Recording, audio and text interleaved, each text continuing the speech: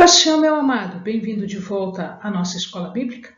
Nós estamos terminando o período intertestamentário. Então pegue a sua Bíblia, pegue o seu caderno de estudos, ore ao Senhor, pede a Ele discernimento, entendimento, conhecimento, sabedoria, pede a Ele proteção, para que nós possamos desvendar dos seus mistérios.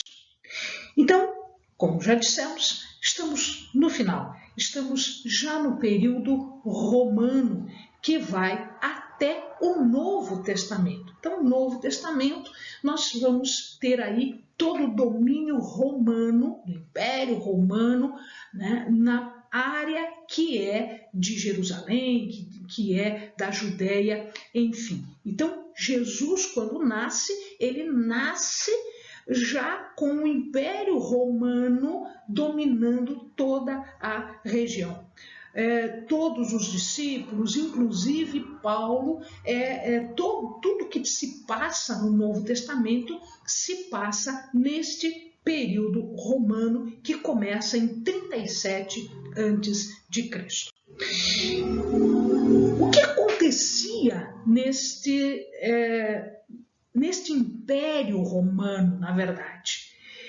Havia um triunvirato, havia uma coalizão de governantes, porque Roma também estava passando por uma convulsão social, por uma discussão social e política.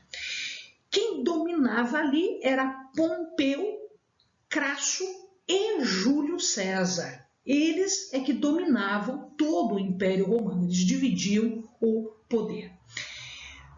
Fazael, chamado Fazelo ou Fazael, e Herodes eram os filhos de Antípatro, que era Idumeu, nós vimos isso no vídeo passado. Eles governavam a Judéia e a Galileia. Então, o Antípatro tinha um acesso com os imperadores e aí ele consegue que os seus filhos fossem governadores da Judéia e da Galileia.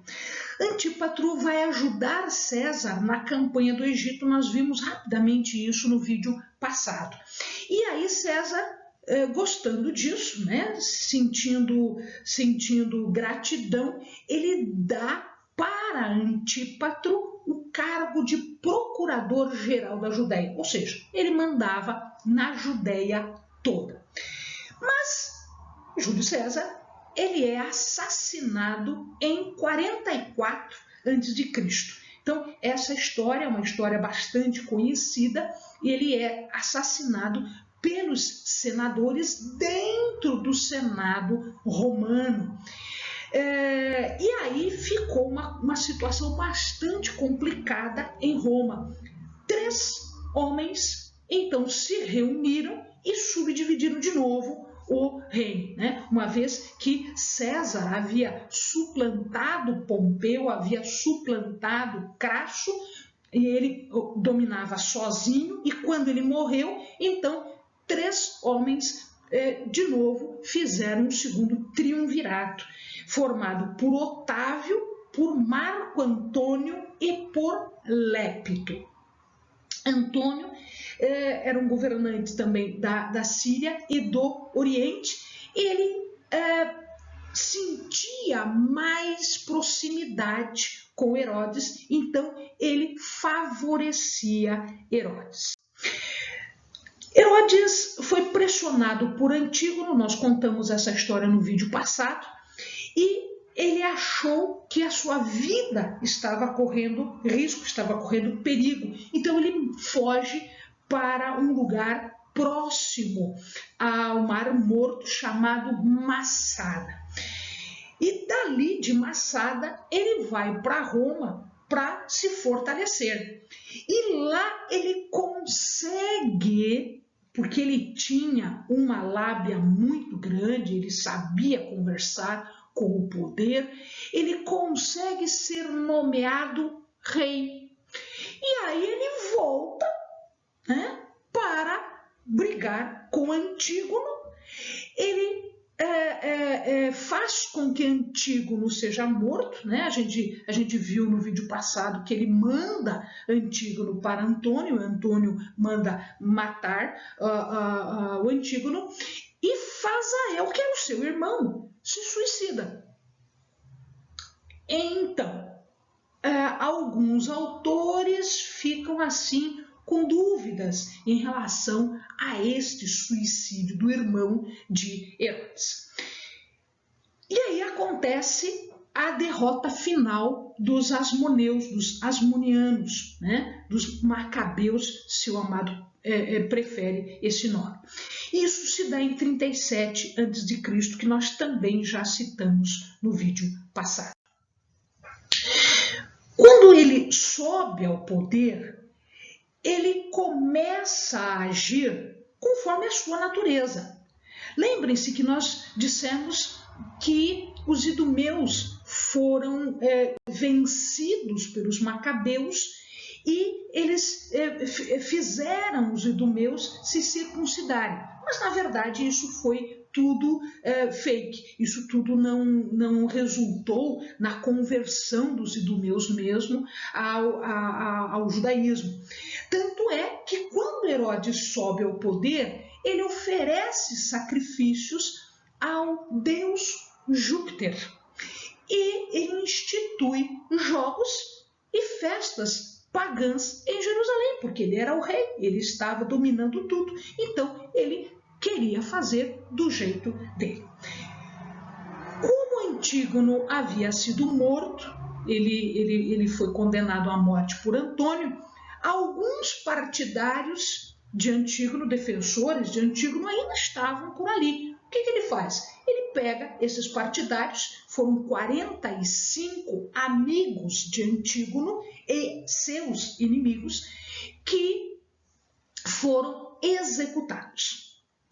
O Sinédrio também foi alvo de violência e ele manda matar também, ele manda executar também todos os membros do Sinédrio. Ou seja, ele queria o poder exclusivo para ele. Ele eliminou qualquer ameaça ao seu poder.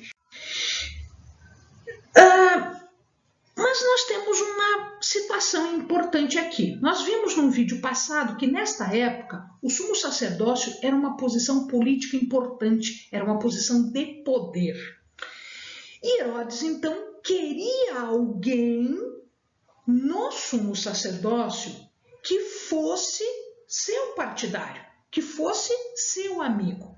Então ele nomeia Ananel. Ananel não tinha direito nenhum de ser nomeado sumo sacerdócio. Ele só foi nomeado porque era amigo de Herodes. Isso desagrada Alexandra. Alexandra era a mãe de Mariana, Mariana era sua esposa, a gente viu no vídeo passado, e Aristóbulo, que era irmão de Mariana. Eles então apelam a Marco Antônio e Marco Antônio dá razão para eles, nomeando Aristóbulo. Aristóbulo começa, então ele assume uma posição de poder que era o sumo sacerdócio. Durante um jantar, Herodes oferece um jantar. Durante esse jantar, não se sabe como Aristóbulo, o sumo sacerdote, morre afogado. E aí, os historiadores imaginam que esta morte não tenha sido muito acidental.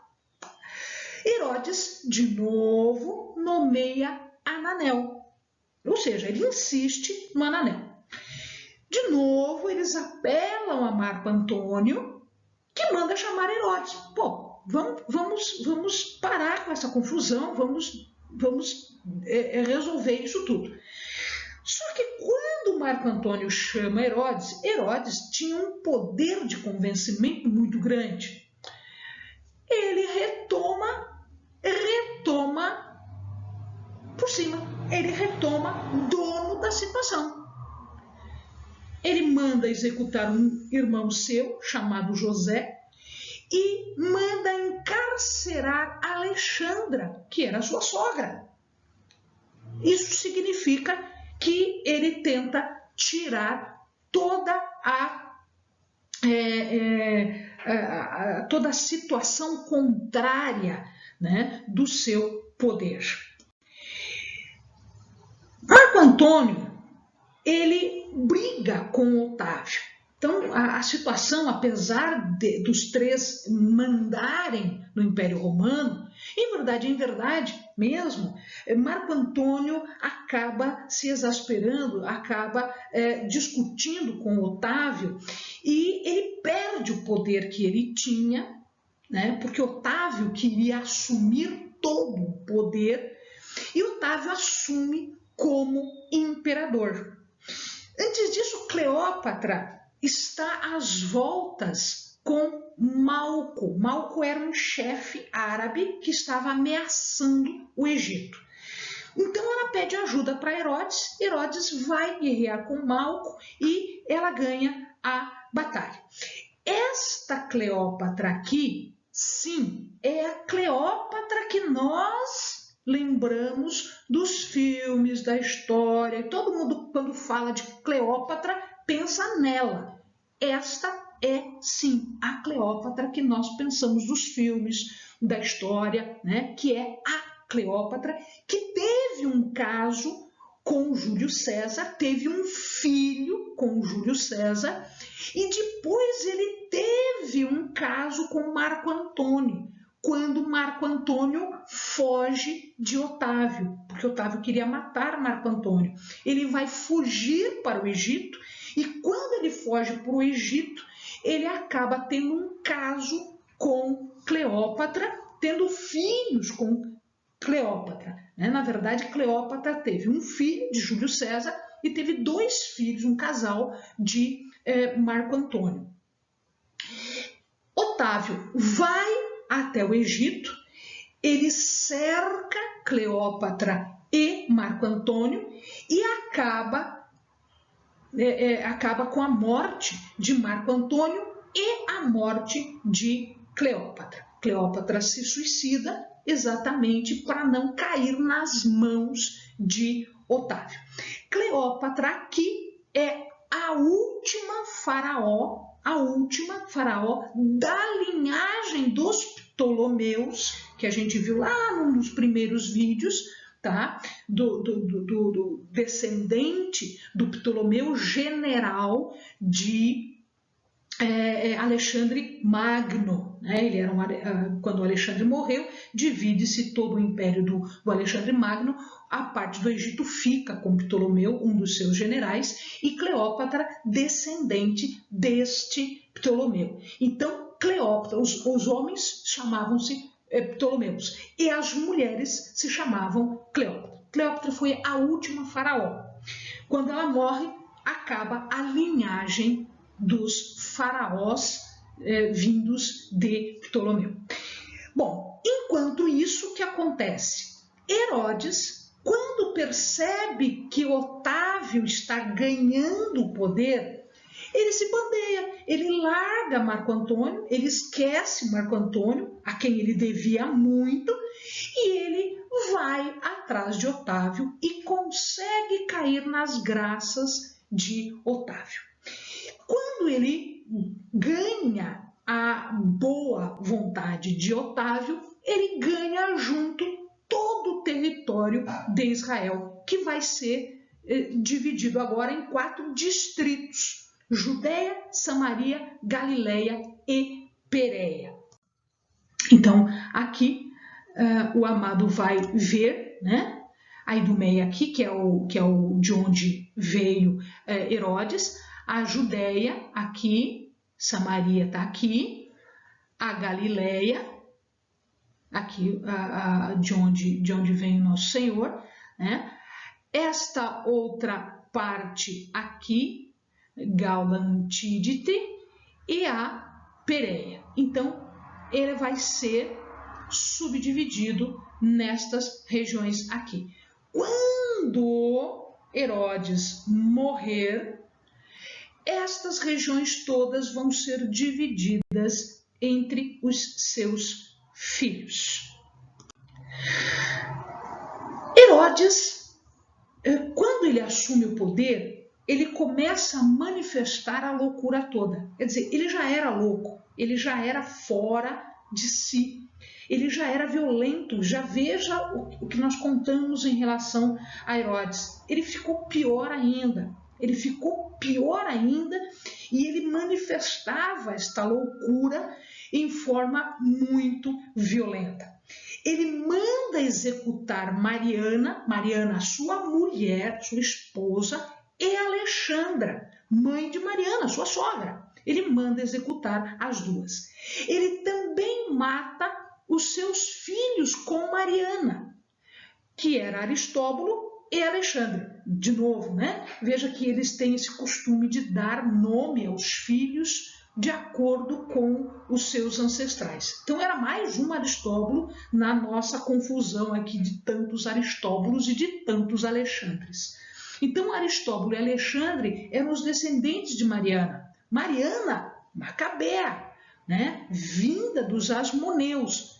Quando ele manda matar Aristóbulo e Alexandre, ele dá fim a toda a linhagem asmoneia, ou seja, não existe mais nenhum Macabeu, não existe mais nenhum Asmoneu, morreram todos.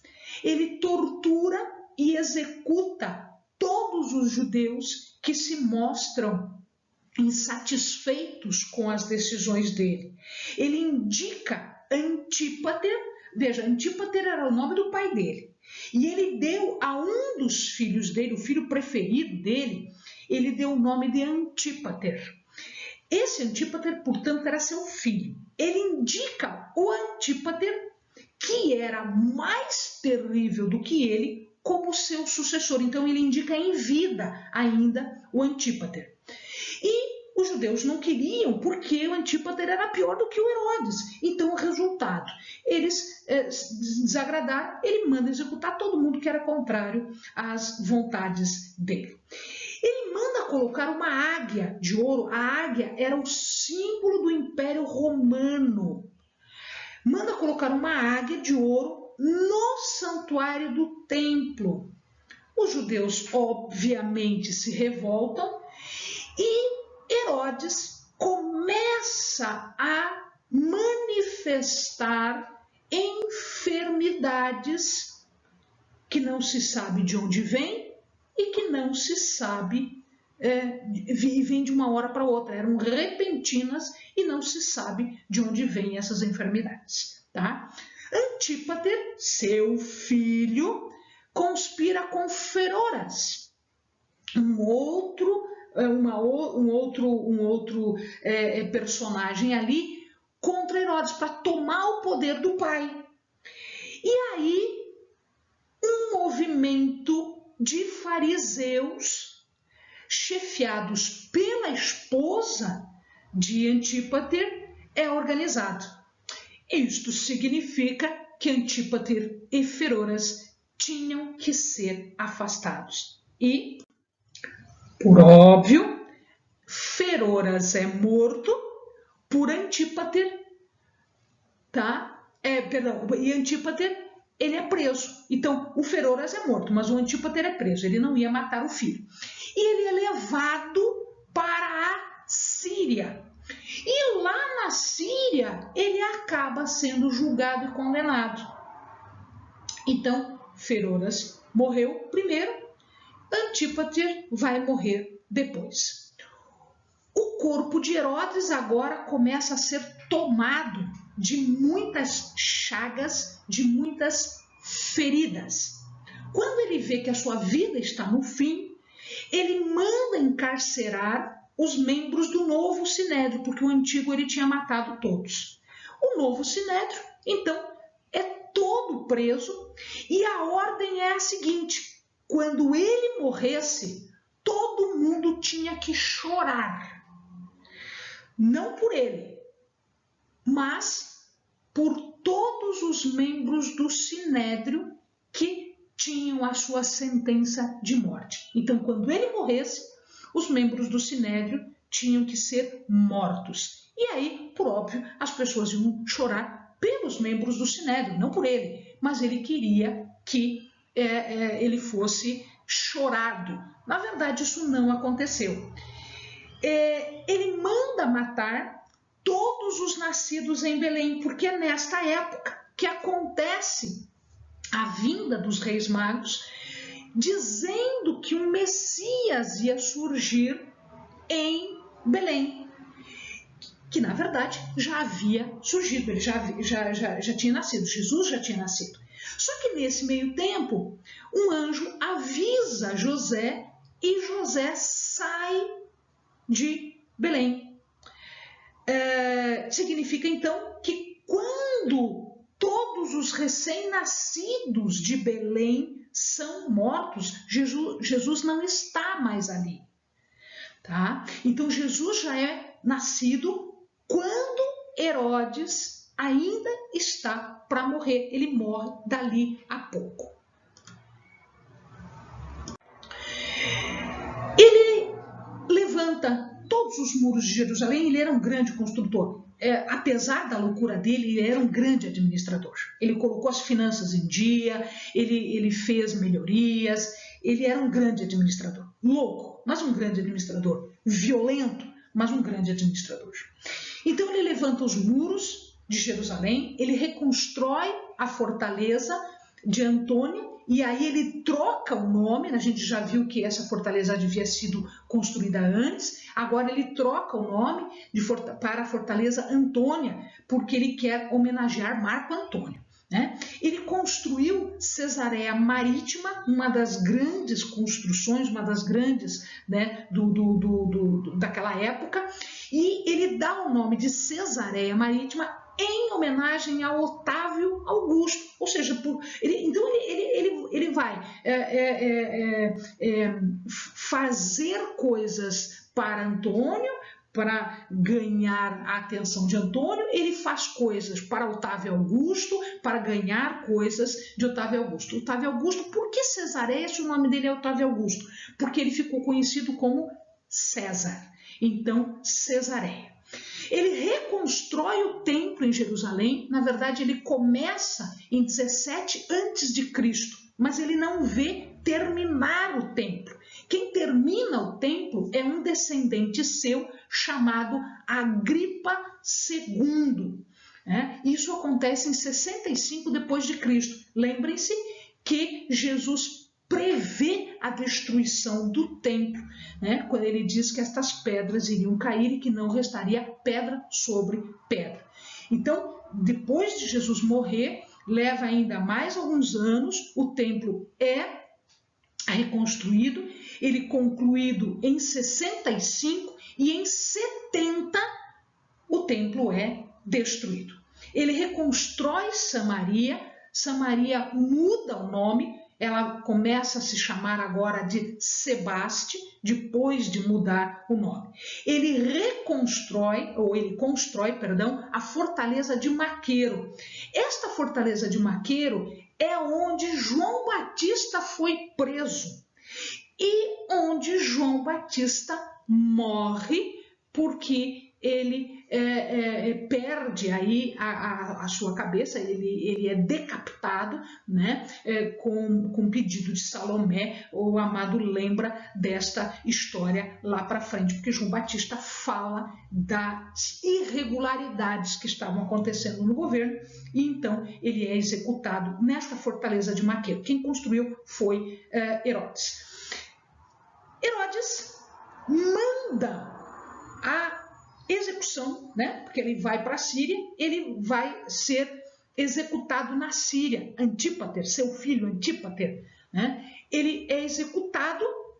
5 dias depois, o próprio Herodes morre com grande e apavorante agonia, que inicia quando ele começa a mexer no templo. Amém, amados? Bons estudos.